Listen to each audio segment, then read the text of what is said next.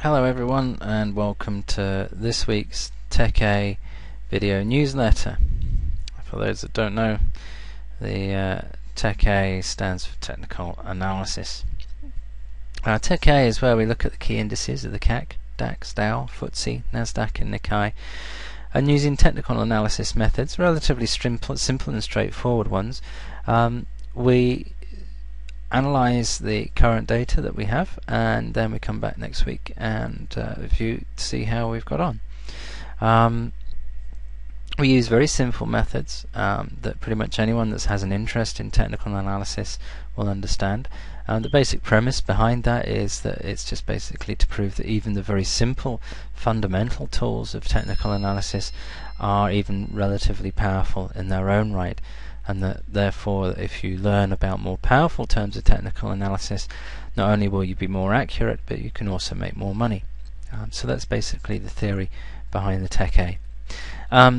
Also, it provides a means of us providing some relatively good quality analysis for you to chew on, and which is updated every week, so make sure that you look out for this each and every week. So first of all, we're starting off with the CAC, and we're seeing a very strong resistance, pretty much what we pointed out towards last week. Hit at 3,800. It's just sort of shy of that 200-day moving average that we see there. It's also a very straight line resistance caused by these sort of peaks that we've got here, so it's not a surprise that we've seen that retracement, and we can pretty much expect that with the CAC and DAX. Also with the DAX as well. So are we likely to see a recovery at 3,600? Well, look at the strength of these bearish candles. Certainly this one's a bearish engulfing candle, very strong indeed.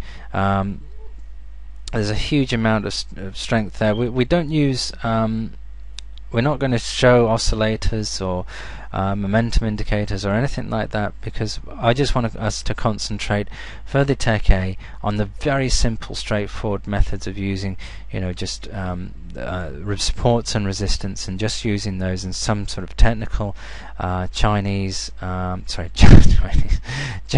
candlesticks to just sort of give you a basis of just using very simple methods, how powerful they can be. So we have a support at 3,600 generated by the top of this peak here and the bottom of this consolidation here. So we could get a support at 3,600, but given the speed and the strength that's behind that retracement, we could see it break through.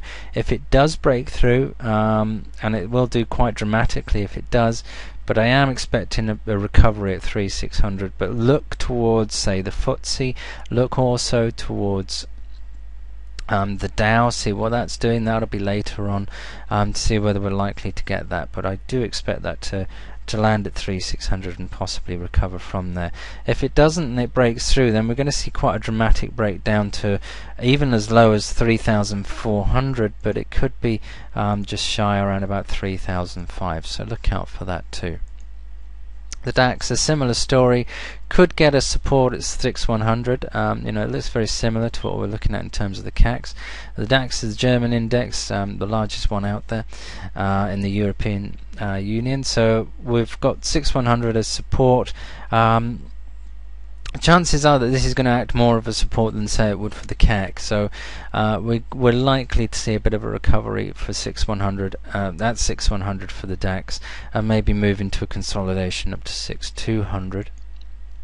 The Dow, which is the one which has pushed all this, there is a support, although slightly tentative, based on